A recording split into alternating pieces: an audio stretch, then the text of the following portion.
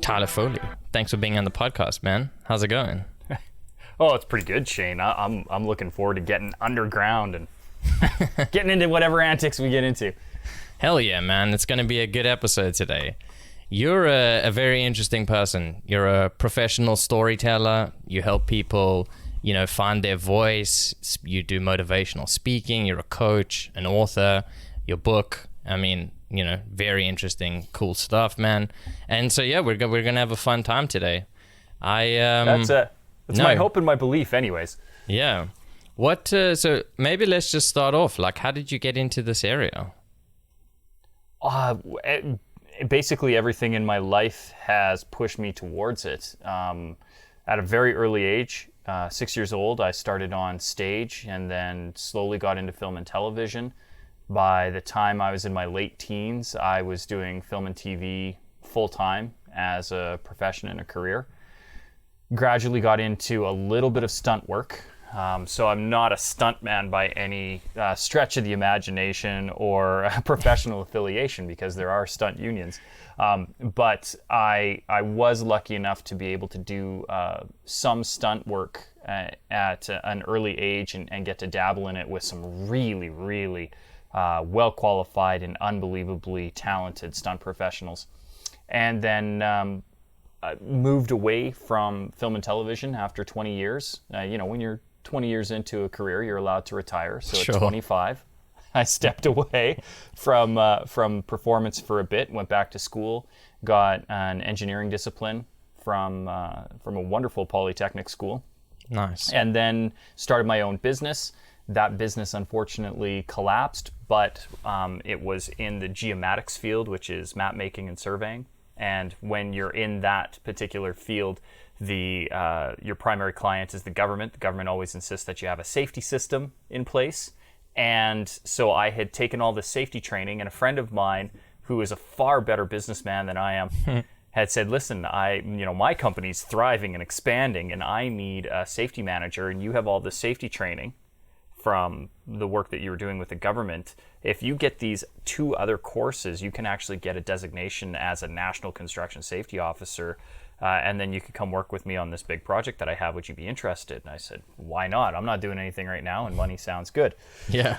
So he paid for my courses. I ended up going up and working for him, and it was a large, he had a multi-million-dollar contract on a multi-billion-dollar build, and so there was a lot of very high-priced executives that would come through the site and check things out, and there were large interdepartmental group safety meetings, multiple trades involved.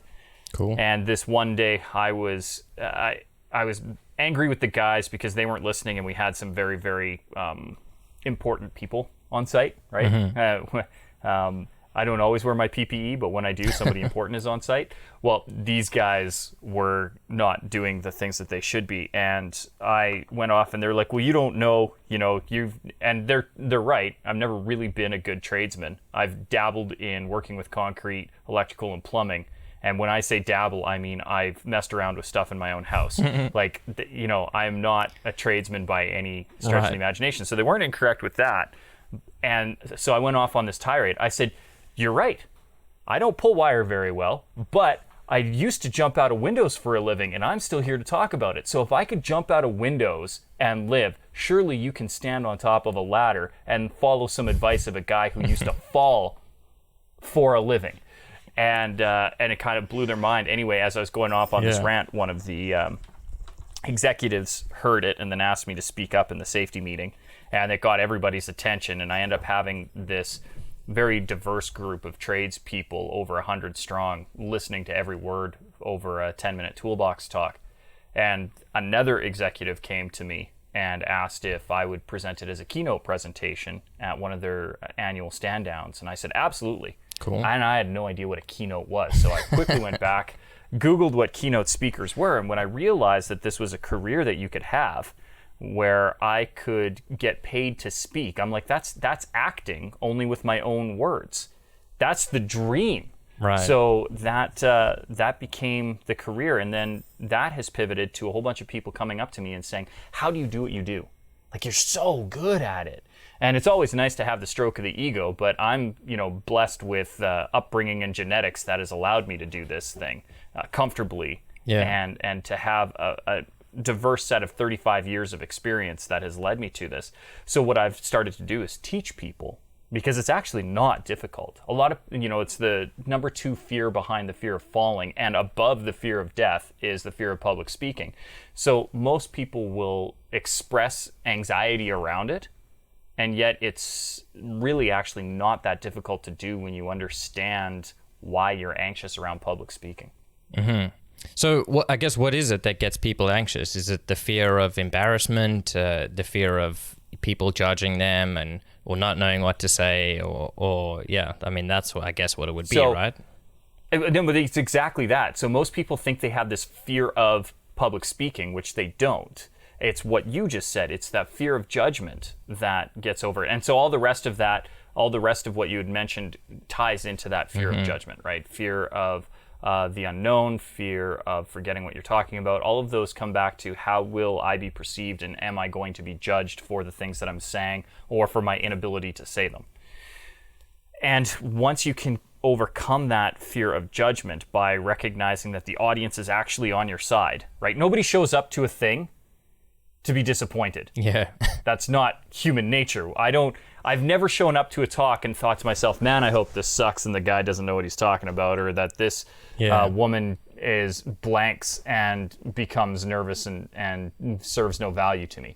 That is not a mindset that any audience goes to. Even if you go to a movie and you've read every Rotten Tomatoes review on it, and that movie is scoring 5 on Rotten Tomatoes with an audience score of 0. Right. You go into the theater and you go, it can't be that bad, could it? Yeah. Or, if this is that bad, maybe it's that bad kind of good. We all go in expecting the best. So the audience is on your side. You don't have to worry about that. And then what I teach is most people get nervous because they're afraid they're going to forget what they're going to say. And that fear comes from this mentality that we need to memorize a script of a speech. And as soon as you free yourself from the burden of memorizing a script, which is, by the way, an extreme burden and a waste of rehearsal time and practice time and mental space for somebody, when you can free yourself from that burden, the fear of judgment just dissolves away. Because now you are taking your authority back. You already know the audience is on your side, and now you start to tell your story and your understanding of something on a structured manner. I'm not saying to get rid of structure. What I'm saying is to get rid of memorizing a script word for word for word. Mm-hmm. We still need to have structure. So now we start focusing on, what is the structure? What is the journey I need to take the audience on? What are the key deliverables that I have to give them and provide them, so that I make sure that they walk away with at least one thing? And then if I can give them that, now I have done my job, and now you've taken the power back, and that fear of public speaking, which is we've now realized is actually a fear of public judgment, that judgment dissolves because you know you are the authority, and you know that the audience is on your side, so they're judging you in a positive way, and you just feed off that energy. Right. Yeah, I mean, that's great, right? And I think you summed up very well, like exactly, how it works. And, what's interesting to me is like how when you listen to someone speak, whether it's in the context of a speech or a lecture or stand-up or, and like any kind of show, what the feeling that you want, at least what I want, is that you want it to feel like what they're saying is not scripted, right? Mm-hmm. Because you can sometimes feel when it's scripted, and then there's an art form to those, performers or speakers who have learned how to learn their script so well that it doesn't sound scripted, and that's good, but it's also restrictive, right? In the sense of like, it's restrictive in the sense of like, well, you're not speaking freely. So there's still that element of like too scripted, right? So how does that like come into play there? Well, and I'm glad you brought up the comedy, because that, hands down, and I've been in and around a lot of different types of performance, stand-up comedy is the absolute hardest performance medium on the planet. And I will argue with anyone over that, because not only there's an expected outcome with comedy. Or you go to a play or a movie or whatever, you don't know how you're supposed to feel. Maybe you laugh, maybe you cry. Even if you go to a comedic play or show, you're not expected to laugh the whole time. Like, you're going to laugh. There's probably going to be a few, but you're not, entertain me, monkey. Yeah. And where with a comedy show, you're expected that that you're going to hear jokes. And so that if the thing that they say doesn't make you laugh, they're not actually doing what they said they were going to do. And that creates such a cumbersome and awkward performance style that most comedians are the ones that are good are just so gifted to get over. But look at how good comedy comes through. They all tell stories. Yeah. And that's how you get away from that scripted line. So they're recalling moments. Really good comedy comes from either observation or storytelling. And observation is just a different form of storytelling. You're telling a story of something that you've seen versus a story of something that's happened to you. But you look at the great comedians, from Amy Schumer to,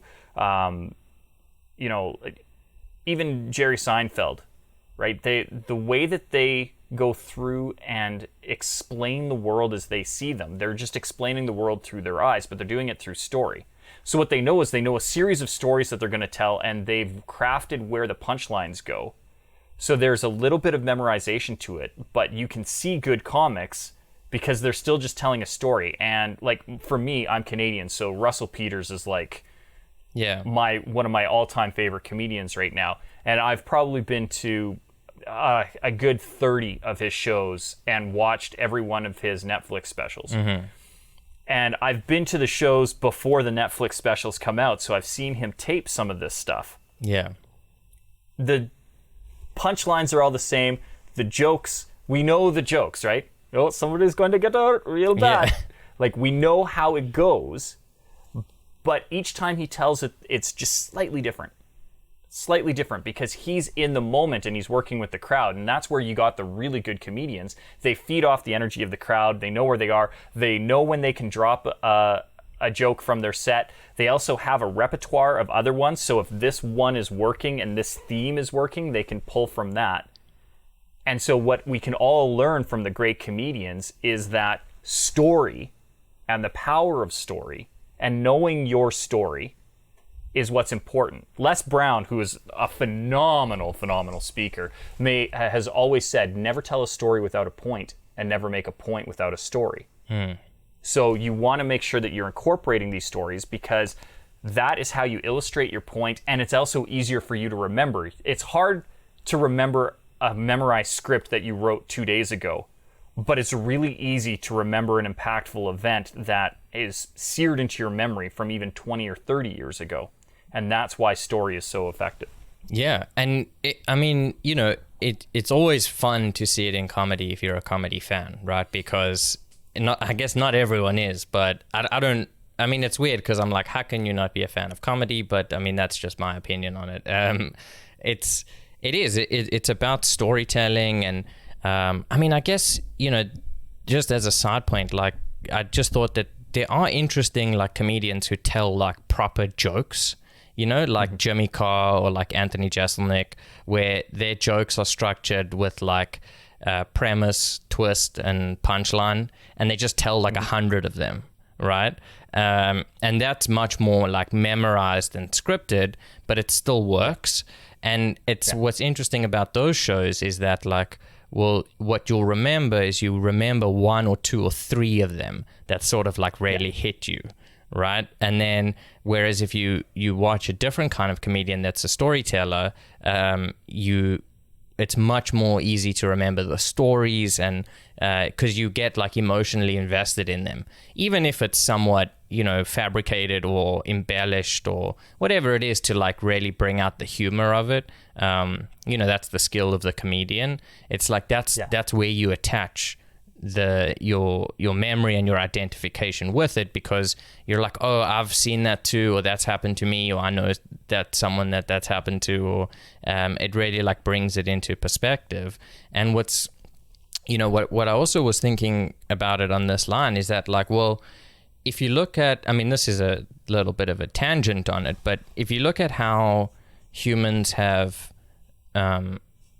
relayed knowledge and wisdom over time, it's through stories, right? Yes. Like all sacred texts and biblical texts, whether it's like the Bible or the Bhagavad Gita, or whatever it is, they're stories, or they're anecdotes at least, and teaching stories, because it's like, well, that's how people know and remember and learn shit, is it's through the stories.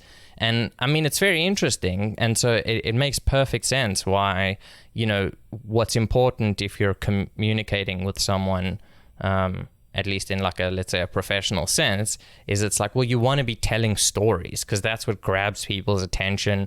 That's what makes it memorable. It's what helps people identify with what's happening, right? And then there's the cliche of the moral of the story. I mean, everyone knows that, right? And that's what it's about, right? Yeah, if you treat everything like an afternoon special or an episode of Full House, right? Like, imagine at the end of your story, there's going to be a little bit of a music swell, and even Scooby-Doo. And what we've learned today, kids, is it's exactly that. And I'm so happy that you brought up how our oral history has worked. Because what I think a lot of people forget about is it's real easy in today's lens to dismiss the power of story because everybody can read. And so we read news articles and we read blogs and whatever. There's a proliferation of written word and a large portion of the population who can understand that text. But 300-400 years ago, that was not the case. Literacy is a relatively new thing to human society. And yet for thousands of years, we have maintained our history. Some of it from learned men and women who understood how to document the histories through text. But the retelling of those stories and the fact that we know to go and look for those comes strictly from an oral tradition.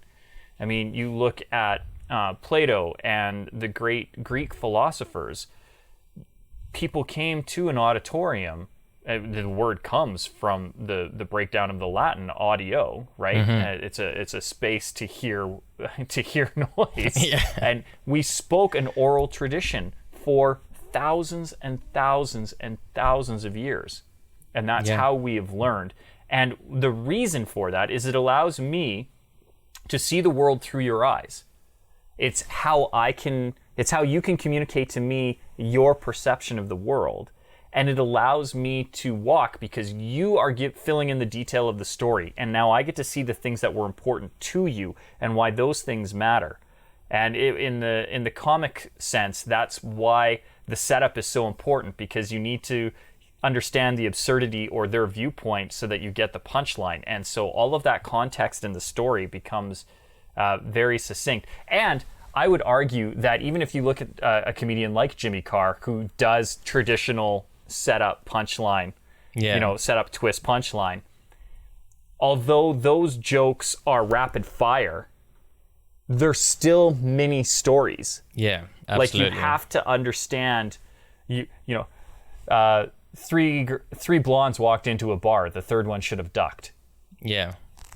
It's still a setup. Like, it's a narrative. The narrative is still there, even in a very quick one-liner throwaway joke. Yeah, absolutely. I think that's a good point, is that they're still mini stories. They're not as in-depth as, a 5 or a 7 minute story, because you're not getting all the details, but it's still, they're recalling an event that at least hypothetically happened, about people acting in a certain way or doing something, or something happened, and here's the funny bit. right? Or here's why they shouldn't have, or whatever it is. And I mean, that's what makes them good, is that they know how to frame those jokes and put them out really well. But they're just mini stories of this happened, this happened, this happened, right? It's not like, yeah, I guess, you know, there'd be no humor if the joke was like, oh, you know, some people are dumb. And then you're like, okay, I mean, that's not a joke, you know. You need to be describing why they're dumb. You have to walk people through the experience and get that explanation out to really find that part of it. But it is interesting, right? And storytelling is fundamental just everywhere. I mean, you see it in music, right? Songs, poetry, those are stories. I mean, the way they're told is slightly different, sure. But that's the beauty of, like, you know, literary narratives and things like that. And the greatest, like, literary people in history, they're all just telling stories. Like Shakespeare is, I guess, one of the most famous ones. And he's famous because he tells stories. Like, that's what he's known for. And it's taught to basically every student who learns at least English in the modern world. I don't know about and the Bard's been translated into, you know, dozens of languages and is recognized throughout the world. I mean, I've seen a performance of Romeo and Juliet in Japan. So and in Japanese, and great staging, by the way. It's actually one of my highlight versions, because again, I've grown up in theater, and I think the first time I staged Romeo and Juliet was a junior high school performance in grade 8, but that Japanese version was just so heart-wrenchingly beautiful. They really did a good job of it, and you know, adapted it to not necessarily the text or the story, but conceptualized it within modern day Japan and two warring factions of different crime syndicates. So it was actually quite an interesting retelling of the story. Actually, that's true, right? That's true. It's like, it actually has nothing to do with language, right? They're archetypal human experiences that are being portrayed or communicated in various ways at different points in time to have the most meaning to the people of that time, I suppose, right? So when you see it adapted to a modern version of a particular culture, the impact is even greater sometimes. You don't even have to understand what's happening. Well, and no, but that's it. I was lucky because if I didn't know the play intimately from having performed it a couple of dozen times, like there's 2 Shakespeare plays that I can just go and watch without blinking: Richard III and Romeo and Juliet. Like, because I know the lines in and out, so it doesn't matter what language I see it; it's already translated in my head. But it goes back to the study that Joseph Campbell did on the hero's journey. I mean, all great stories follow this same pattern of that, you know, obviously Joseph Campbell explored it better than I could explain, but the situation of, you have characters who are in a static state where they're unaware, and then all of a sudden an triggering event happens that throws them into a state of chaos. Then they are introduced to a mentor who comes and takes them through a series of trials and tribulations that get them prepared for the final battle or overcoming their nemesis. And then once that happens, then they have the journey home. And you look at all great literary works, well, not even just modern day blockbusters. All the Star Wars films follow that same narrative. All of Tolkien's works follow the same narrative, from The Hobbit to Lord of the Rings, and then his really boring stuff like the Silmarillion does not. Yeah. Because the Silmarillion just reads like a Bible. So that's why, you know, the stories that really work, the ones that have the most impact, follow the same structure of the hero's journey. And it's because that is what resonates most with storytelling. That's where really impactful story comes from. And again, I would tie it back to the comedic timing.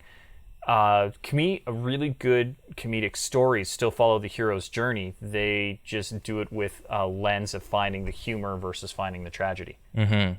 No, you're right. And you can look at the greats of today and you do see that, oh, this archetypal story narrative is the same. I mean, I think I read, I can't remember what the book was called, but it was something about how there's like 7 main narratives for stories, right? Yeah. And the hero's journey is like the main one. And it's interesting why people are so attracted to it. And I guess it's because it somewhat incorporates or represents how we view ourselves typically in terms of our journey through life. And, you know, you get thrown all these really difficult challenges and things that come out of nowhere. And, you know, you have to really step up your game to confront these great challenges of life. And I mean, they're not always as adventurous and dramatic as is often portrayed in the stories, but that's the fun part of the stories, is that you get to, you know, live through those experiences and be inspired to be the hero of your own story, right? Well, and in retelling stories too, so yes, you get to relive it. But one of the things that I typically teach in my workshops is that if you want to have an impactful story for your audience, where most people get retelling their stories wrong when it comes to being on stage and putting on and having an impactful presentation, is that when you tell your story, you're not actually the hero of the story. When you tell a story and you are the hero, it becomes very egocentric and your audience tends to tune you out. But if you tell the story and make your audience the hero, what it does is it makes you the sage, the mentor at that third step in the hero's journey. And now you are guiding your audience through trials and tribulations based on your experience. So in the Star Wars analogy, you tell the story like you are Obi-Wan Kenobi speaking of the Clone Wars versus I'm Luke Skywalker and I went on this great adventure to become a Jedi. You're already the Jedi. You're just training a Padawan and bringing them through under mentorship and guidance. And when you change your story around to that light, you know, this is what I went through so that you can do this. Who here has struggled with this scenario that I was dealing with 4, 5, 10 years ago? This is what brought me into a state of awareness about this. Are you even aware of this? Let's walk you through. These are the things that I did. You can do them too. And when you do that, your audience becomes really involved, really engaged.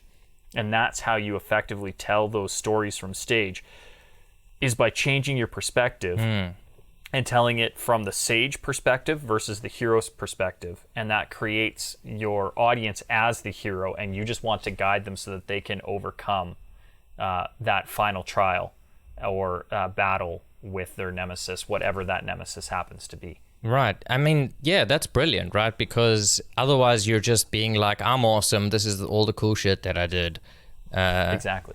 Here, you know, cheer me on. Like, and that's not, people are going to be like, oh, okay, yeah, good for you, well done, or whatever. But it's not the same kind of impact as if you're bringing them into your world and being like, you can do it too, you know, like, I'll show you, or not even I'll show you, but it's like, here are the lessons that I've learned. Now you do you, right? Like, I mean, it's really engaging the audience at that level of them being the hero. And I guess that appeals to our inner desire to be the hero, right, of our own stories, and not just see heroic people in the world. While that is inspiring, it's not the best way. I guess also you see it in like autobiographies, right, where a good autobiography doesn't tell the story just as the story. It tells it in a way that you can be a part of the story. And you can really go on the journey with them, so to speak, and live through it, and then get something back for yourself at the end of it. You're not just hearing the narrative of some person's, you know, life history or something like that. So do people come to you for like autobiography stuff? Yeah, so not necessarily to help create their autobiography. But what we do with all of the training that we do, either with the Power to Speak Naked or Power of Influence or any of our other events that I put on, we break down, because what ends up happening, and I already know it, I know that there's somebody who's listening to Underground Annex right now, and they're saying, well, yeah, but my life isn't interesting. My life is boring. And to that, I would say, your life doesn't have to be a theatrical blockbuster, right? We don't need to have the explosions. We don't need to have lived through a James Bond film in order to have teachable moments within our life. So what we do is, I have a really quick process where we take people's lives and we divide it into 5 epochs. And it's really, really, really simple. You just literally take your age and divide it by 5, and then use like 3rd grade math with remainders. Remember, you divided to the whole and then you had a remainder? Yeah. Well, we take that remainder, we tack it on to the beginning, that first time period, and that becomes the first time period, and then you move on, because the highest remainder that you're going to have is 4, right? If we're dividing evenly by 5, the biggest remainder that you should have is 4, and nobody remembers anything half the time for their first or second age anyway. So like for me, I guess the highest remainder you'd have, it would change. So this is why I'm not a good mathematician, and why I'm good at language arts and not so good at math. But for me, if I'm 42, I'll be 42 at the end of the month. And so I would divide by 5. That gives me even time periods of 8, and then a remainder of 2. And so I just take that, tack it on at the beginning, and so my first time period is 0 to 10. So anybody can do this, and then ask yourself, what is the most memorable thing that happened in each one of those time periods? Doesn't have to be tragic, doesn't have to be happy, it could be neutral, it could be whatever. But everybody has at least 5 memories in their life. Like that, you can't not. So what is the most memorable thing that happened in that first time period, and then the second time period, the 3rd, 4th, and 5th, and write it down. For me, the most memorable thing that happened in that first time period, both of them, I have 2 really significant memories, and both of them happened when I was 6 years old. The first one would have been mid-December, and being in the first play that I was ever in, which was just a high school auditorium Christmas play. And I got to play Joseph. Nice. And it was the first time that I ever heard an audience laugh and applaud for me, for something that I had done. And that became just this addictive high that I've chased now for 36 years.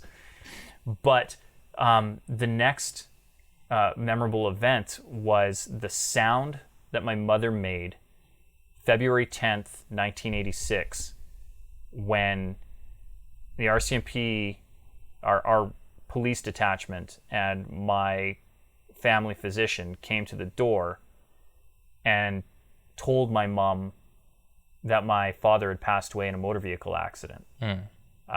She made the most terrifying sound I've ever heard in my entire life, and I hope I never hear it again.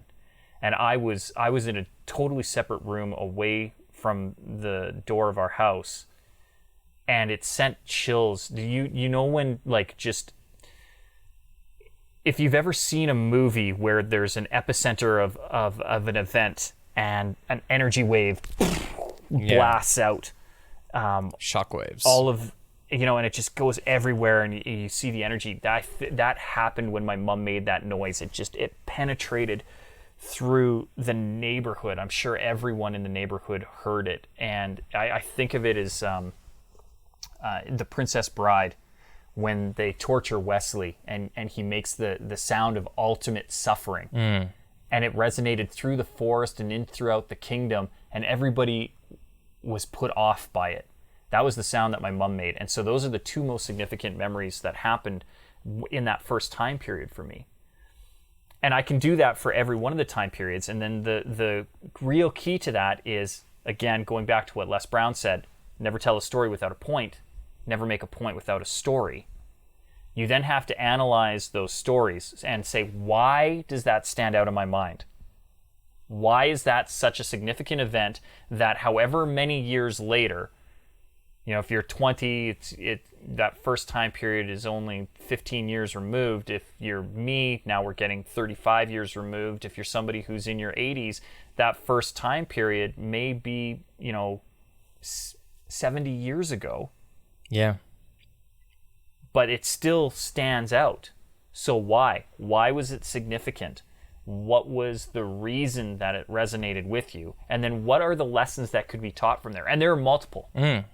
Depends on your angle. There are so many different ways. Like for me, I can teach the joys of hearing applause, but I can also talk about the negative consequences of needing constant approval from other people to feel significant. So there are so many different lessons that I can teach in that event. There are so many lessons that I can teach from listening to my mom. The motivation to make sure that she never hears that again. Understanding the struggle and sacrifice that goes into parenting. Knowing how to present information to somebody in a way that doesn't completely and totally devastate their world, even though what you're about to tell them could devastate their world. Right. There are ways of doing that. So there are multiple lessons that can be taught, and it's just a matter of finding what those are and then structuring those talks for your audience so that it's framed in a way that they get the message. A comedian is going to turn around and tell it the one way so that they find the humor in it. Yeah. You, if you want to be a motivational speaker, you might want to find the inspiration in it. And if you want to use it as a warning device, then you want to find the tragedy in it so that people can see the warning. Mm-hmm. All of these things, and I can do that with each one of those stories. I could tell them all 1,000 different ways and find the grace in each one. Yeah. No, it's so true. And I think, excuse me, I think what it highlights is that, the shared human experience is something very interesting because we all go through similar trials and tribulations, using that narrative, of varying kinds, but there's so many moments or feelings, particularly of whatever, of both joy and tragedy and inspiration and fear and sadness and all that kind of stuff that exists in different variations of the same theme. So, everyone, let's say, will have experienced tragedy in their lives, but the actual story of it looks different, but you can use your version of it to communicate that to someone if that's what you're trying to tell, right? And so I think it's very interesting how you approach it, where you can take any story that has meaning to you, and it will if you remember it after so many years, that you can take it and spin it, so to speak, in different directions depending on what you're trying to achieve with it, right? And just going to like varying depths of all of it. I mean, like that story with your mom, I mean, you could probably spend an hour talking about just that. Yeah. Now, maybe you'd have to do some prep work, but you could do it, right? No, yeah, and that's the thing. It's such an impactful point of my life that I actually don't need prep work. I can stretch that story out to a day if I needed to, because I could literally just relive the hours and the hours and the hours.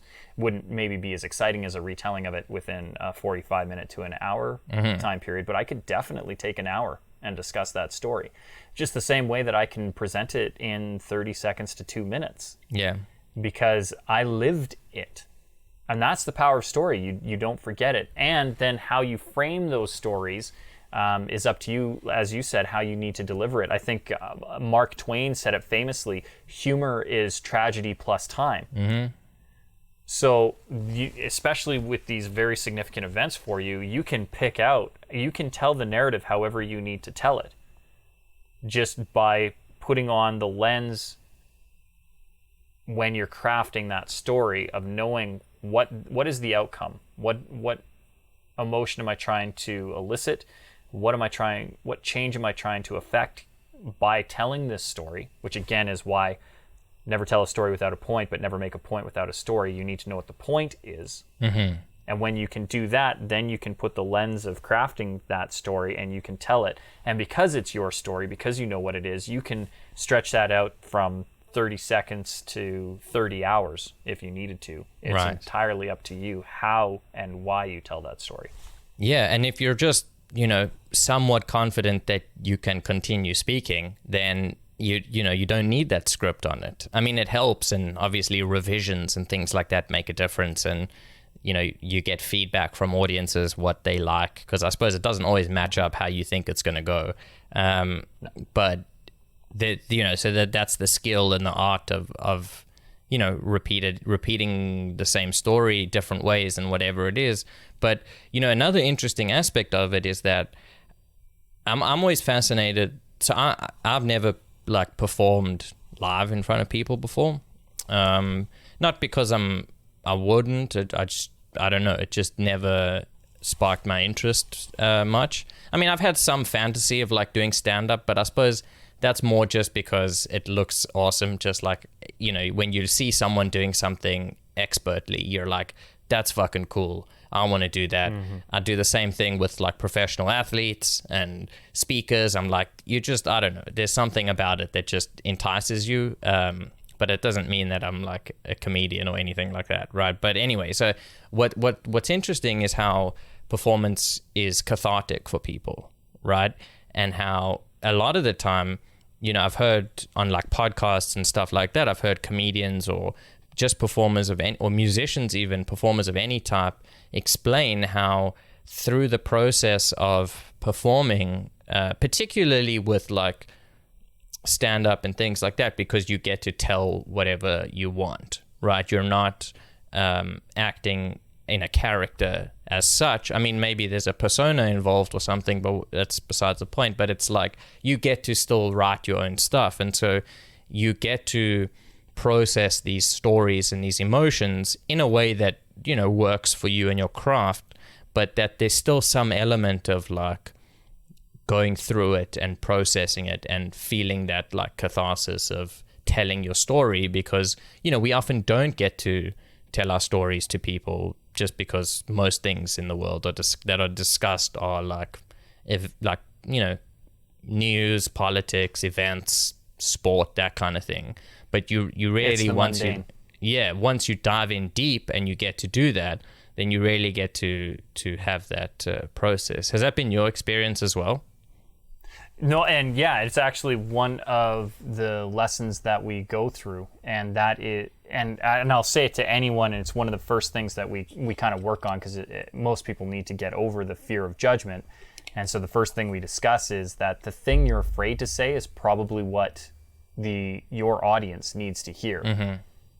And understanding that your audience is different from somebody else's audience. So, and your audience, Shane, and my audience, although may have similar traits, your audience is your audience. People are tuning into Underground Antics to listen to what you bring. Mm-hmm. They're not tuning in because you have Tyler Foley on the show today. My audience will be introduced to you because I will say, hey, I was on Underground Antics today. You should go check out that podcast. But the way that I present information, the way that you present information, although very similar, are still different. We resonate with our audiences differently. Yeah. And it's usually from that being vulnerable enough to share our information from a personal perspective. And so the first thing that I tackle with just about any one of my clients, and in fact all of my clients, because the ones who aren't willing to tackle it don't maintain a relationship with me because it's just we can't go forward, is that the thing that you're afraid to say is what your audience needs to hear. That's how you find them. That's how you find people who are going to resonate with your messaging, by saying the thing that was tough and coming out and being vulnerable enough to tell the truth about how you felt in a situation. And that's where we find, whatever you want to call them, your audience, your tribe, your group, your community. They're all the same words. They are like-minded individuals. And those are the people who are going to resonate with the message that you have, because they're the ones who need to hear it the most. Mm-hmm. So getting real, getting raw. It's why my book is called The Power to Speak Naked, because we want to expose ourselves to the naked truth to be able to say it effectively and without gimmicks. And that is where you really have the most power to affect change. So yeah, no, getting out, getting in front, saying the thing that you're afraid to say, that's usually where you're going to find your messaging the most, and you'll stumble, right? You won't always deliver it the right way or the way that you thought, or as you'd mentioned, sometimes you say a thing and it doesn't have the impact that you thought. Part of that could be through the way that you've told the story, and part of that could be the audience that's receiving it. Sure. Right? If I'm broadcasting an FM radio and I want my message to get out, I'm on talk radio and I put it out, the only people who are going to hear that message are the people who are tuned into the broadcast frequency that I'm on. Yeah. We have to be on the same frequency, and if we're not on the same frequency, my message isn't going to resonate. And I think a lot of people forget that not everybody is ideal for your message. Yeah, of course. And the more specific you can get with your messaging, right? Like, people have to tune in. They have to get to 107.3 or whatever it is on the dial. Yeah. But the people who actively tune into that, those are the ones that come back more over and over and over again. Those are the people who you want to speak to. Quit trying to get the pop rock people if you're a country station. It just isn't going to happen. Yeah, it doesn't help either, because it's not any... I mean, no one wins, right? Like, it's a weird format. Like, when I started the podcast, like, I had this idea in my head where I was like, okay, I know that most people aren't going to probably want to listen, and that's okay, because I'm not trying to, have the whole world listen to what I have to say. Like, that's not how it goes. But I got to figure out how to find that 1 in 100 or that 1 in 1,000 who is like into it, right? Who tunes into that frequency, and then just build that up slowly, right? Which has been working relatively well so far. But it is interesting to sort of take the approach of like, even like with friends and family and stuff like that. I'm like, hey, if you don't want to listen, don't listen. Like, that's fine. Like, I'm not, making everyone listen, or if they don't, I don't feel offended or feel bad about it, because I'm like, no, like, what am I supposed to say? Like, I like some stuff, you like some stuff. Like, that's just how it goes. But it is an interesting way of like approaching it, right? Where, no, I'm not saying my way, I'm saying the way that you're proposing, where it's like you got to like have a frequency to tune into, right? And I suppose another way that it's commonly phrased is like finding your voice. Which is like finding that thing that speaks. Yeah. What were you going to say? So yes and no. So finding your voice, I think, is important in delivering your message effectively. Okay. Right? And what finding your voice means is just really finding the courage to speak authentically. And by the way, I hate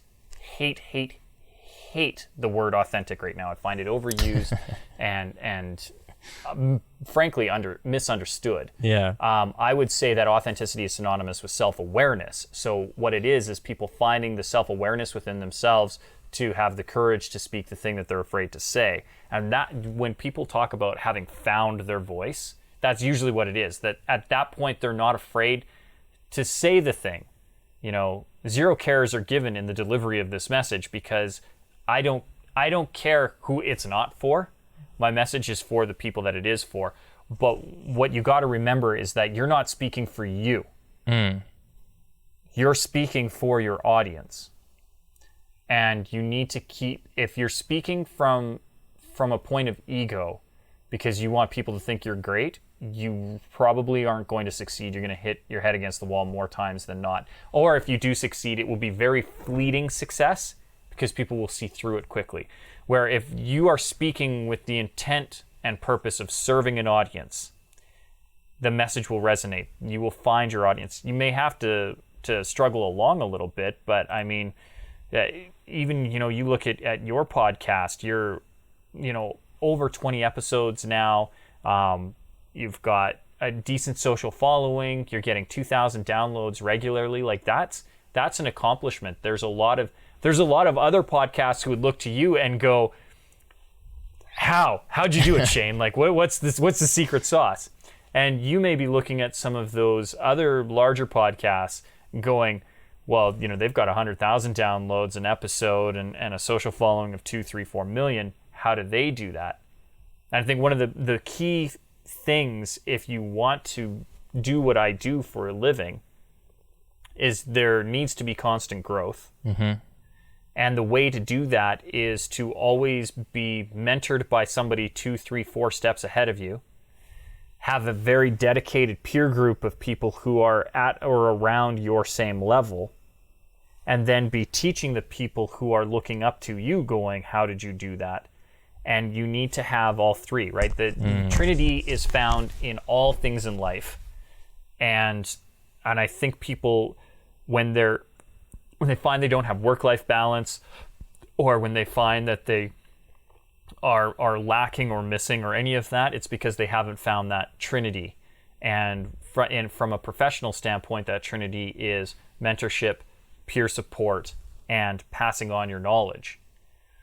So that you have, you are a mentor and a tutor here, you are a peer that is here, and you are a student from this level. And when you have all three combined, that's when you are going to find the most joy and significance out of your life, because you are growing, you are being supported in your growth, and you are helping other people grow. And that is I can't even begin to describe that feeling, and I'm somebody who uses words for a living. Yeah, no, I think you're absolutely right with that, where it really positions you in a place that's maximally effective for growth and for benefit for everyone, right? And it's an interesting system because it's so powerful in that, you in the one sense, you're like, okay, well, it keeps your ego in check. You're like, I'm not the best. Even if you don't want to be the best, it's good to know that you're not. So you have mentors who have, done, I mean, it's hard to say, but it's like who at least more successful in the area that you're trying to be successful in, or something like that, right? Like maybe they're shitty people too, or they obviously have mistakes and struggles, and it's not like they're gods or whatever it is, but it's like, yeah, okay, so there's room to improve, right? Then you have the network of peers who are at your level, so you're like, okay, I'm one of the people, right? So there's other people like me, not super special, nothing like that, but you feed off each other, you get to learn from each other's experiences, going through similar trials at similar times, right? Like, because someone who did it 10 years ago might not face the same challenges you're facing now, but your peers are, because they're doing it now as well. And then there's that teaching element mentoring element, where there's other people coming up and trying to do the same sort of thing, and you're like, well, I've learned some stuff. If you want to know, like, I can tell you what I've learned. I mean, I don't know if it will work for you, but you can at least see and hear what worked for me, right, in that sense. And it's really weird because, like, that's the part that's like very fulfilling, is that teaching part of it, right? Like, even when people ask me questions that I don't have answers to, about, like, how I've gotten to where I'm at, or whatever it is, which is not even that that big, but it's just a nice sort of step. It's like, honestly, a lot of the time I'm like, I don't even really know. I don't even know the answer to that. I can be like, I'll tell you what I did, and I don't know exactly which part of it worked or why it worked, but that's just sort of what I can offer. And even that, knowing that, it's not necessarily like a step-by-step guide for people, it's a really good feeling to be able to just offer someone something of value, right, when they're trying to do something or be, sort of make something of them, of something. I mean, I use something a lot there, but yeah. Well, and that's the key too. So you really honed in on it, that it doesn't have to be everything. Mm-hmm. You don't have to give people the complete roadmap. Yeah. Sometimes all you have to do is give them a little bit of fuel for their gas tank. Yeah. I don't have to get you to your final destination, but I should be able to at least get you to the next fuel station. Mm-hmm. And that is kind of always been my philosophy. I mean, I'm a constant learner. I'm definitely a student of performance and stage, but I'm still like, I still get coaching. I've been acting for 35 years. I just auditioned on Sunday and hired a coach to help me through with the audition. Not because I don't know how to audition. It's not even because I don't know how to act. Yeah. I mean, I've got over, I don't know, 25 credits on IMDb, I think. Something like that. Congratulations. Thank you. But I can always use help. You know, there's people who obviously work way more than me. I mean, I guarantee you there is nobody listening in your audience right now unless they've come to you from my side of the fence that was like, Tyler Foley, oh yeah, that actor who was in Freddy vs. Jason. Yeah, I know him. Nobody said that. Right. No one. Nobody knows who I am. So there are people who I can learn from in that craft. When it comes to my speaking, there are people who I'm constantly working with. I'm in a great mastermind group that has some really phenomenal speakers. I get to sit down with Les Brown every month. Wow. You know, and that's cool, right? And I get to work with people, you know, who speak internationally all the time, where I'm just starting to do that now. And it's because they're passing their knowledge on to me. And then within my peer group, I'm going, okay, well, what's working for you? What's working for you? How are you getting your message out? Is that working? And then we have the support there. And then I have the people whose seminars are coming to me. But I'm doing it with the idea, when I'm training somebody, I'm speaking to me 5-10 years ago. You know, these are the struggles that I had. This is how you can get to where I am now. But I'm still striving for here. I want you to get to here too. Which means at some point I'm going to stop. I'm still going to be Obi-Wan Kenobi. But I need to get you now to Yoda. Yeah. Yoda will finish your training. It wasn't that Obi-Wan wasn't a good Jedi and to himself. It's just Yoda has eons more knowledge. And that is always my goal. I need to get people up to a point where I can pass them on to the next group of mentorship for them. So most of my training relationships don't last more than 6 months to a year. Right. And those year ones, when they want to stick around, I'm like, great, you are now a peer. I've given you everything that I know. You're a peer. Welcome to my social circle. Welcome to the club. To the people that I'm learning from, and maybe you'll find some value from them. That's great, because I think that also will, you know, help people just to see that it's always a process of growth and learning, right? And then you're not going about proposing that, you know, I'm the best, I know everything, I'll get you to the stars. You're like, nope, I'm just one step in the road, right? Like, I'll help you get to this step and maybe show you the direction to the next one or something like that, right?